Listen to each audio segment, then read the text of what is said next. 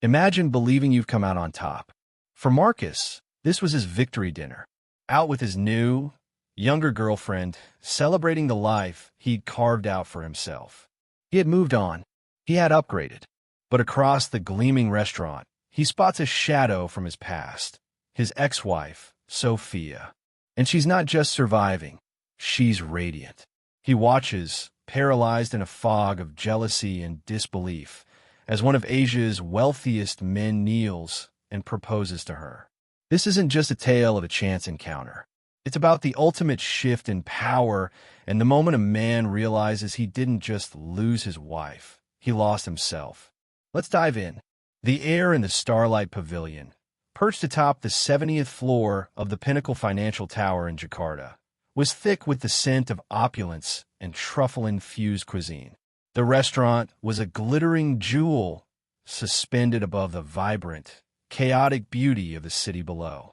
Scooters flowed like rivers of light through the streets, but up here, there was only the delicate clink of fine silverware and the hushed, important murmurs of Jakarta's elite. Marcus Reed felt a familiar surge of satisfaction settle in his chest. He adjusted the cuffs of his custom-tailored Brioni suit, the silk brushing against his new Audemars Piguet watch. This was his world, built brick by costly brick through sharp real estate deals and a ruthless understanding of human ambition. Across the table, Lily Harper laughed, a sound like delicate chimes, perfectly timed to draw attention from nearby diners. At 24, a decade younger than Marcus, she had the kind of flawless, poreless beauty that seemed designed for social media. She angled her phone, capturing the city lights reflecting in her champagne flute.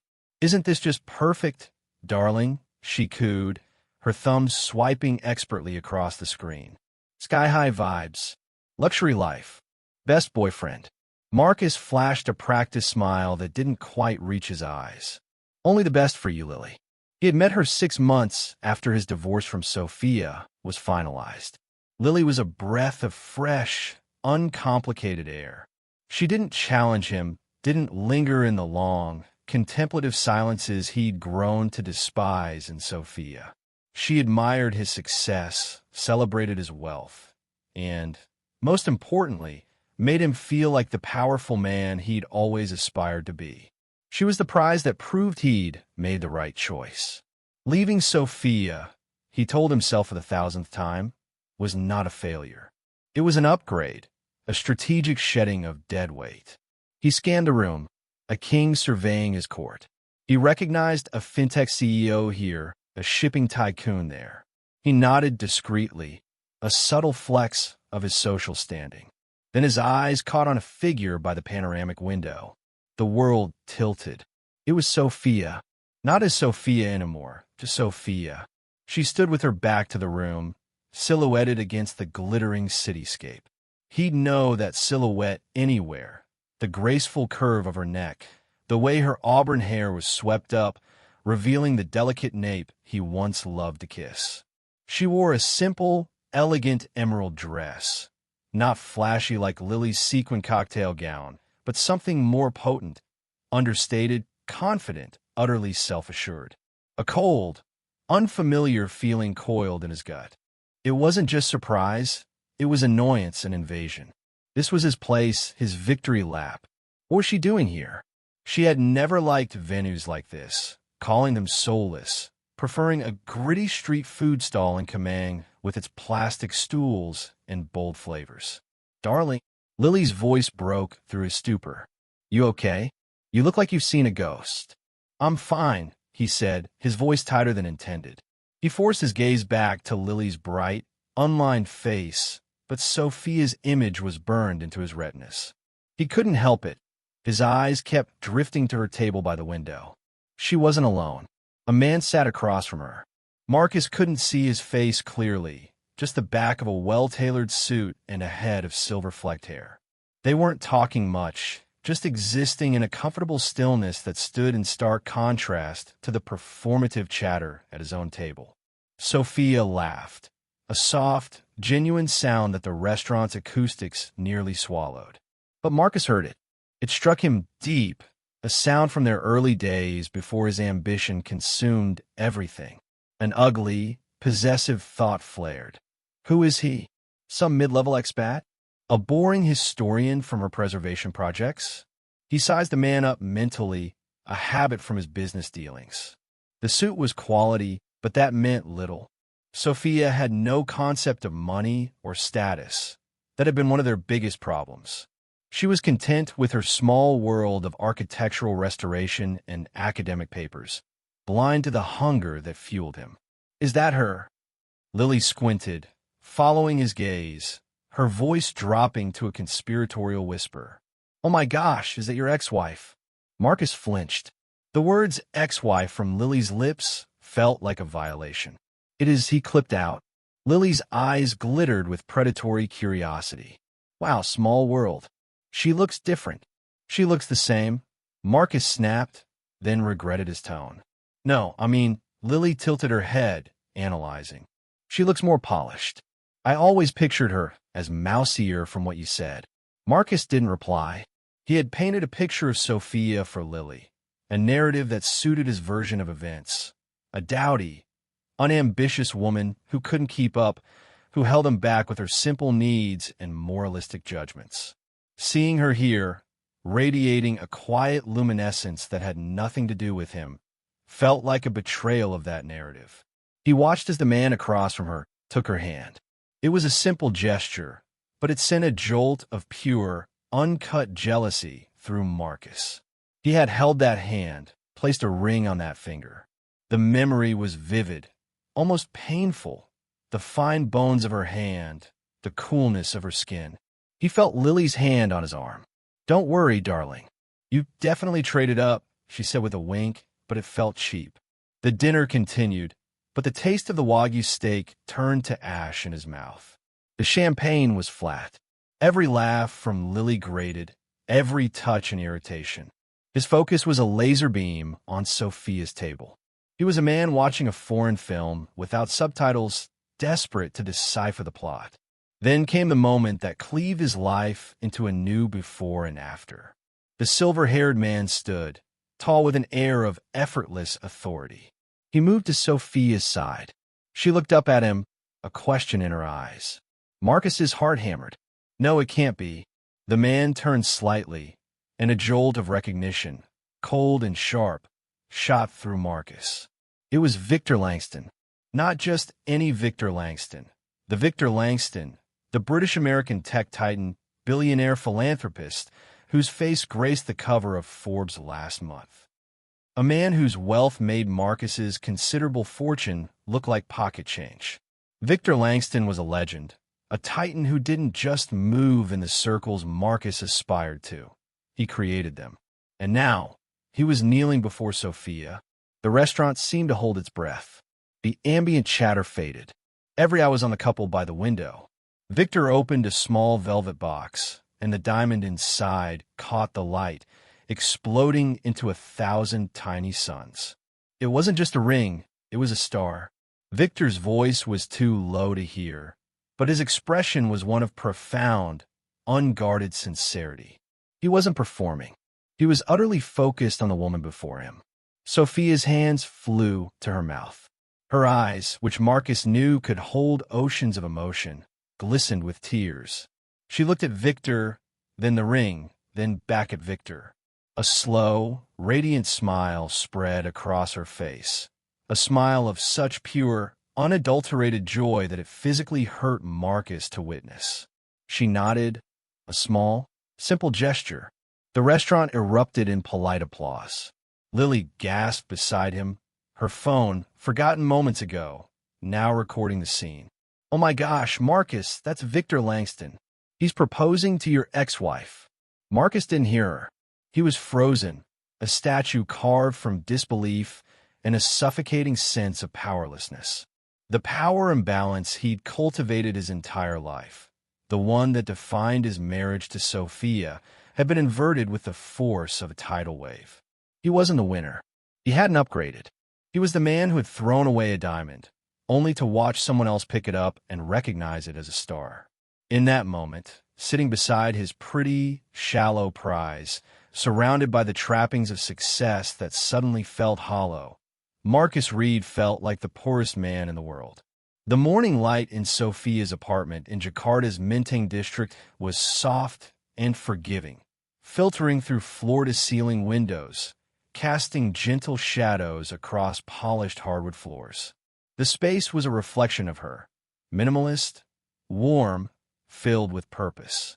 Books on architectural theory and historical preservation were stacked neatly.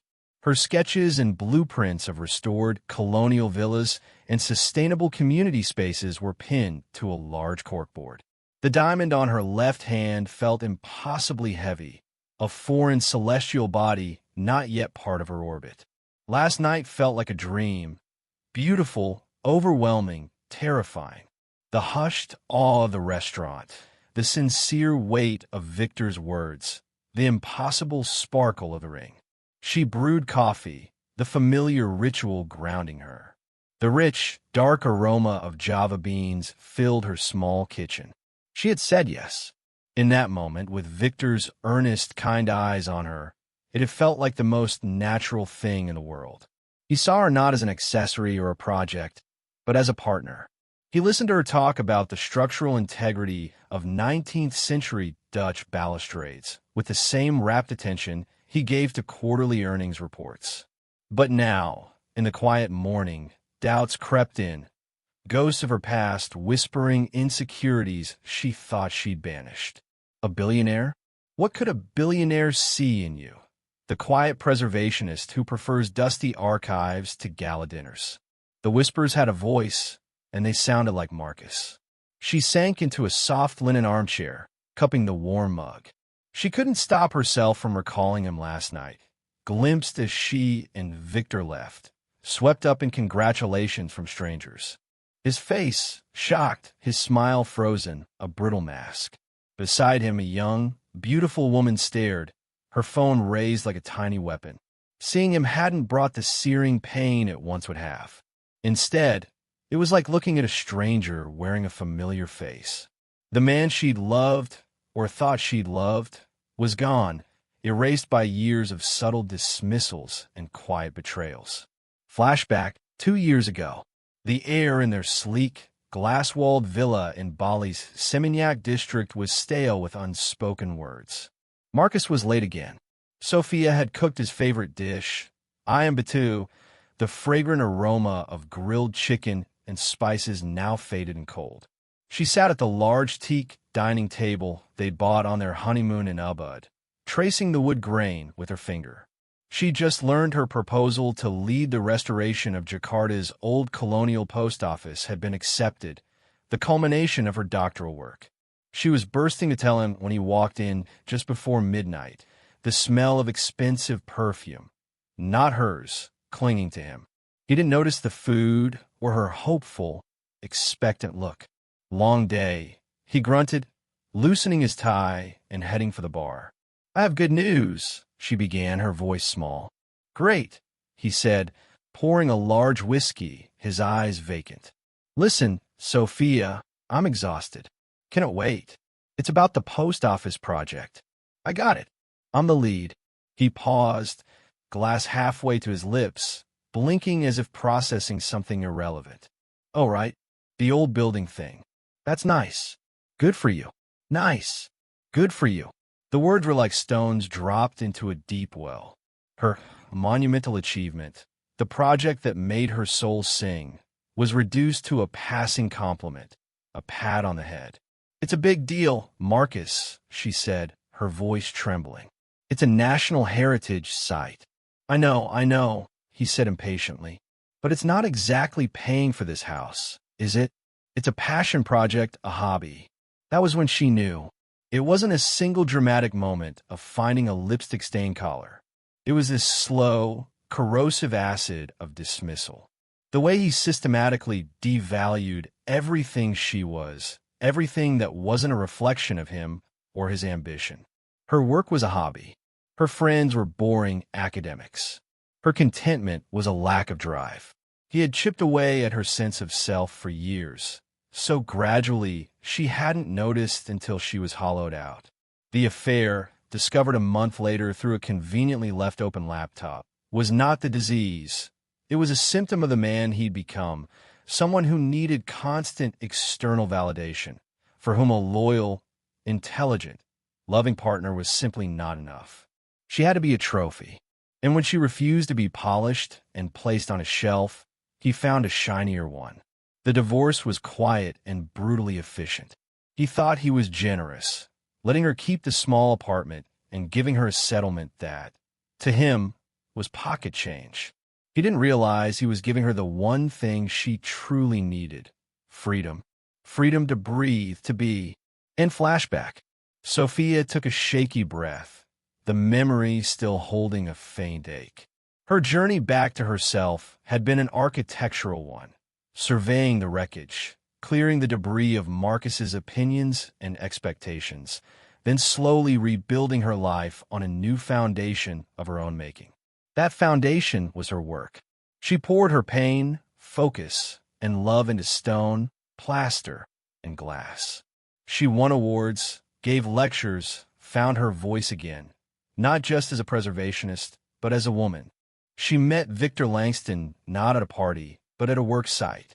He was the anonymous benefactor behind the Cultural Foundation funding her post office project. He'd shown up one afternoon, unannounced, in jeans and a simple linen shirt, his shoes dusted with site dirt. He introduced himself as Victor, an admirer of colonial Indonesian architecture. They talked for 3 hours, walking through the scaffolding-clad skeleton of the grand old building. He didn't just listen, he heard. He asked intelligent questions about load-bearing walls and the chemical composition of original Dutch paints. He saw the passion Marcus had dismissed as a hobby and recognized it as genius. Their courtship was a slow build, lunches turning into long afternoons discussing art and history, walks along the Silawang River. He never made her feel unequal. His wealth was a fact of his life, like his eye color, not the definition of his character. He was a man who'd built an empire but never lost his curiosity, a man with everything, searching for something real. A ping from her phone pulled her back to the present. It was Victor. "Good morning, my brilliant fiancé. I hope you slept well. I'm still floating. Are you okay?" Last night was a lot. His concern was so genuine, so attuned to her. It made her heart ache in a good way. The opposite of Marcus's self-absorbed oblivion. She typed back, fingers steady, "I'm more than okay. Just figuring out how to work a laptop with this beautiful star on my finger. Good morning to you, too." As she hit send, she looked at the ring again. It wasn't a cage or a brand of ownership. It was a promise from a man who admired her life structure and wanted to build a future with her. In that moment, she realized Marcus's ghost no longer had a voice. She had evicted him completely. Her past was a historical site she could visit and learn from, but she no longer lived there. Her future was a new blueprint, and it was time to start building. The 24 hours following the proposal were a slow-motion car crash for Marcus. He woke in his sprawling penthouse, the sheets smelling of Lily's cloyingly sweet perfume. She was still asleep, one arm thrown over her face to block the morning sun, her phone on the bedside table, screen cracked from last night's excitement. He remembered her incessant chatter on the ride home. "Can you believe it, Sophia with Victor Langston? How did that happen? She must be a master gold digger. Lucky escape, darling." He'd grunted, his mind a maelstrom of rage, humiliation, and a terrifying, unfamiliar emotion, regret. Standing in his state-of-the-art office overlooking Jakarta, he couldn't focus on the acquisition reports glowing on his triple-monitor setup. All he could see was Sophia's face, her pure joy, a joy he hadn't elicited in years. He'd told himself she was incapable of it, passionless. Her smile last night was a brutal refutation of that lie. His intercom buzzed. "Mr. Reed, your 10 a.m. with the board from Indo Capital is here. Delay them 15 minutes, he barked, cutting off his assistant. He swiveled to face the window, knuckles white as he gripped the chair. He'd always been the winner, in school, sports, business. Leaving Sophia was framed as another win, shedding a liability for bigger things. Lily, with her youth and social media savvy, was part of that package, visible proof of his success. But Victor Langston operated on a different plane. Marcus had spent his life climbing a mountain, only to see Sophia standing on the moon. The power imbalance gnawed at him. In their marriage, he'd held all the cards, money, connections, the louder voice. He controlled their lifestyle, their friends, their future. He'd made her feel small, and her smallness made him feel big, a sick, unspoken dynamic he was only now beginning to grasp, now that it was gone. Sophia, his quiet ex-wife, now held power he could never match, engaged to a man who could buy his company on a whim. It was infuriating, emasculating. He opened his browser and typed Victor Langston. He scrolled past glowing articles in Forbes and Bloomberg, searching for dirt, a scandal, a weakness, anything to level the playing field. He found the usual: genius programmer, sold his first company at 22, built a tech empire, now focused on philanthropy through the Langston Foundation. Widowed a decade ago, his university sweetheart lost to cancer. No children. Famously private. Marcus's jaw tightened. Even a man's backstory was noble. He clicked the foundation's website, navigating to the cultural heritage section. There was Sophia's face, smiling in a professional headshot. Dr. Sophia Carter, lead architectural historian and restoration manager. Her bio listed degrees, publications in prestigious journals, awards he hadn't known about. Photos showed her on-site at the post office, confident in a hard hat, directing teams. This wasn't the woman he divorced, quiet, bookish, slightly lost. This woman was a force, an expert, a leader. A terrifying thought hit him. Had she always been this woman, and I refused to see her? His phone buzzed, a text from Lily, a string of heart and shopping bag emojis. Thinking we need retail therapy to celebrate your lucky escape. He stared at it, feeling profound irritation. The emptiness, the sheer superficiality was suffocating. He thought of the deep conversations he used to have with Sophia. Art, politics, history. Conversations he'd shut down because they didn't serve his bottom line. He spent the day in a fugue state, sharp in meetings, snapping at his assistant for the wrong mineral water. He was possessed, driven by a jealousy metastasizing into obsession. That evening, Lily primped for a gallery opening. Chanel or Dior? She asked, holding up indistinguishable dresses. I'm not going, Marcus said flatly, still in his suit, scrolling articles about Victor. What do you mean? Lily's face fell. We promised the curator. It's for my brand. I have work, he lied. Work? You've been glued to your phone, obsessing over your ex and her fiancé. It's pathetic. The word hit like a slap. What did you say? He growled. You're acting like you lost something, Lily shot back. You said she was boring, held you back. Why care now? Because he's richer. Her words sliced to the truth. It wasn't just money, it was worth. Victor hadn't just given Sophia a ring. He'd validated her in ways Marcus never did. You don't know anything, he snarled. I'm your girlfriend, she countered, voice rising. I'm supposed to be on your arm, but you're so obsessed with her, you can't see me. Am I just a placeholder? A prop? She was right. Lily was a bandage on a septic wound, now ripped off, exposing the infection. Get out, he said quietly. What? Go to your party. I need space. Tears of anger in her eyes. Lily grabbed her purse, hands shaking. Fine, but don't expect me to wait when you get over your ego trip. She slammed the door, the sound echoing in the vast penthouse. Marcus was alone with his success, his wealth, and a gaping hole shaped like Sophia. He won a game he never understood the rules of and lost epically. 2 weeks passed in a quiet, simmering obsession.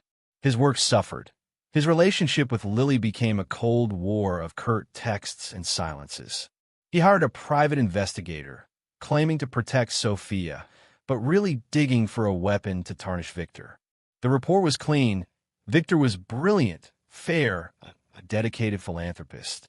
A redacted file mentioned a hostile takeover 15 years ago, ruining a startup founder, James Lee, but it was legal, no smoking gun.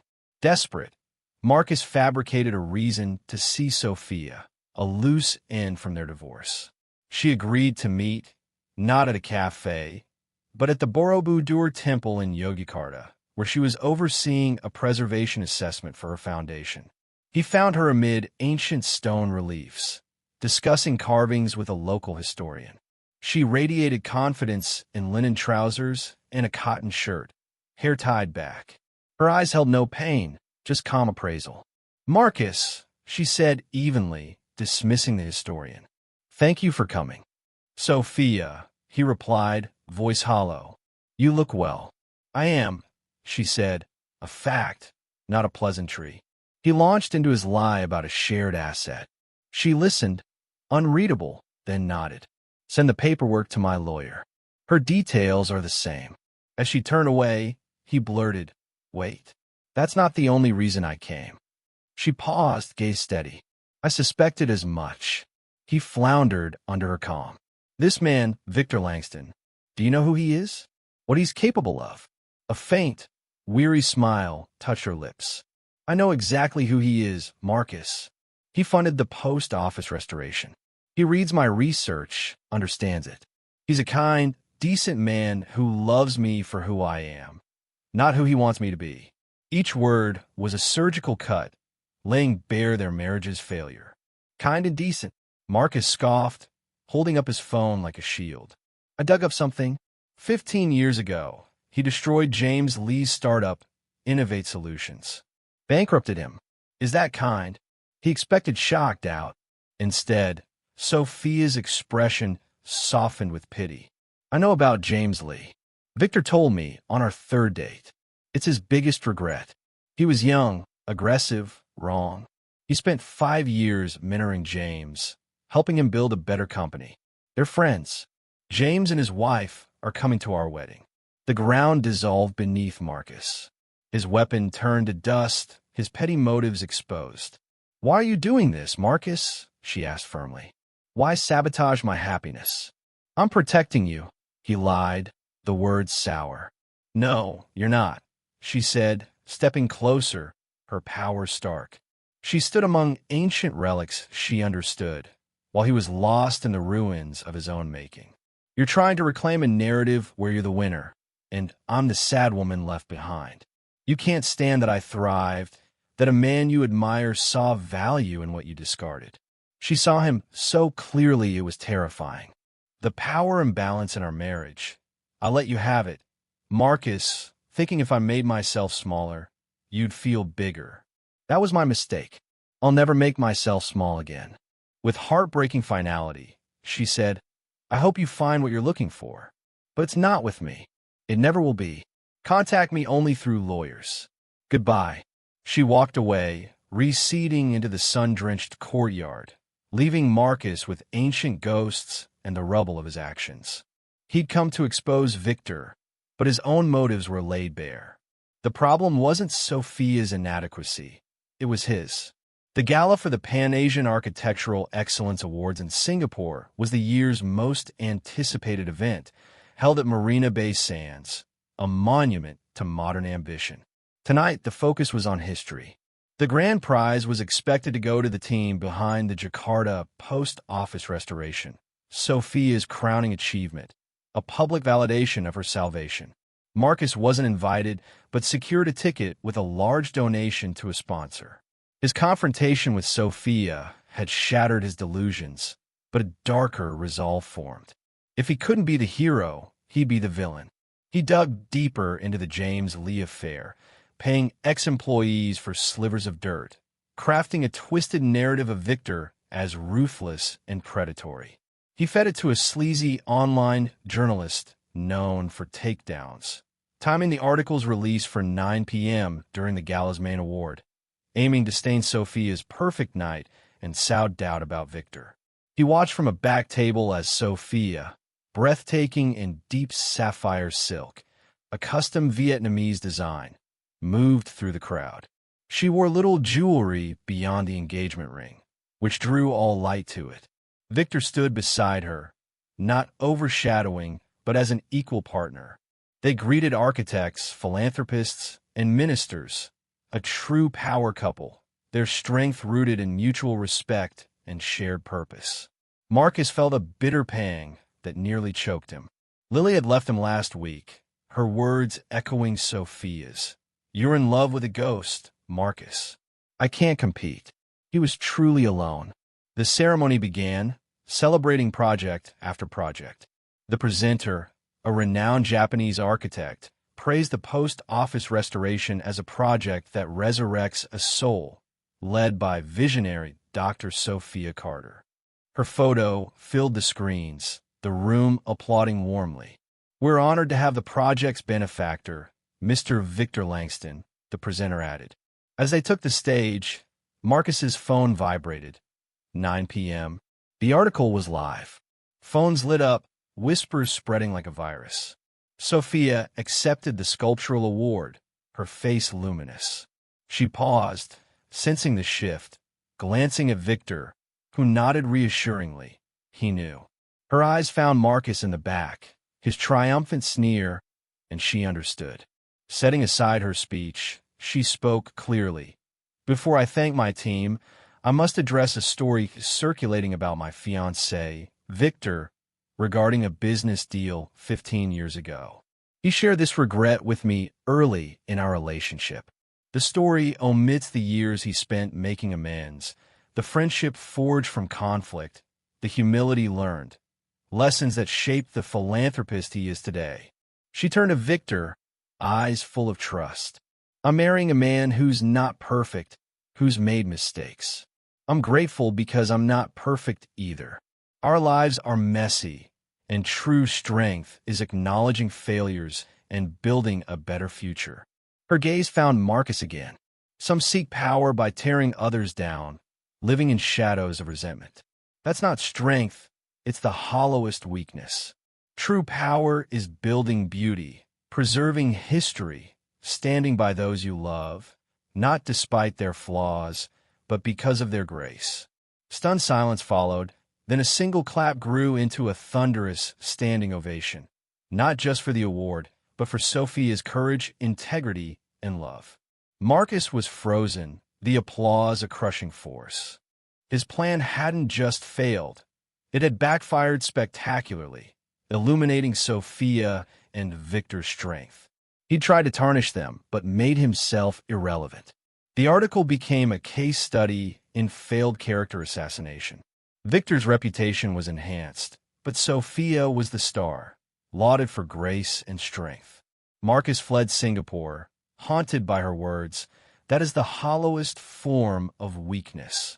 His penthouse felt like a mausoleum, his company a collection of empty assets.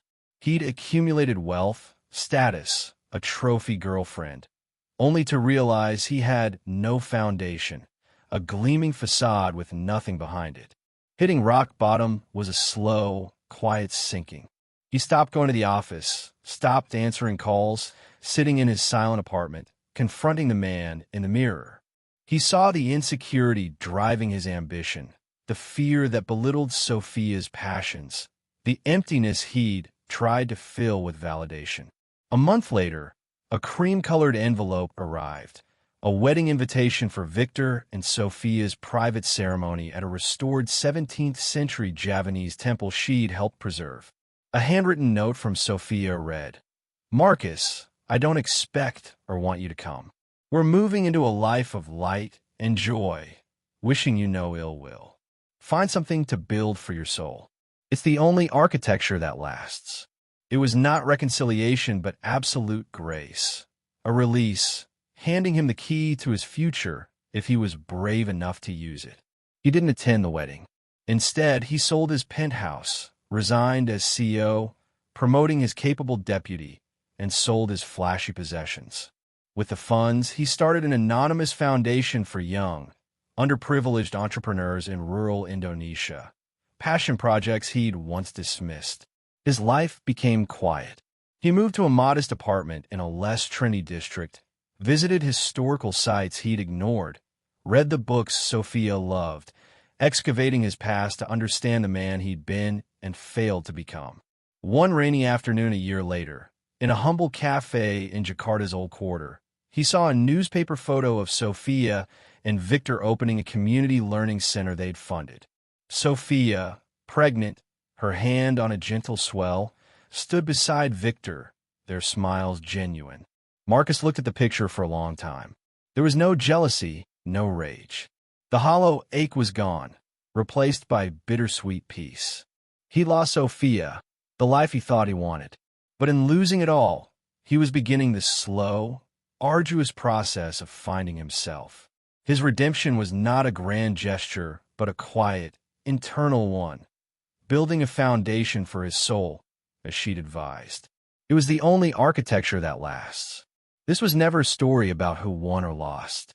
It was about value, the value we see in others and must learn to find in ourselves. Sophia's journey wasn't about landing a billionaire, but reclaiming her worth, always there. Marcus's harder, lonelier road was realizing true wealth isn't what you own, but what you build within. Sometimes, hitting rock bottom is the only way to find a solid foundation.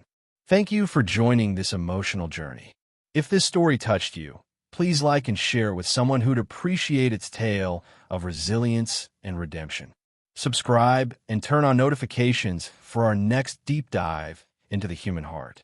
What did you think of Marcus's final act? Let us know in the comments. We read everyone. Until next time.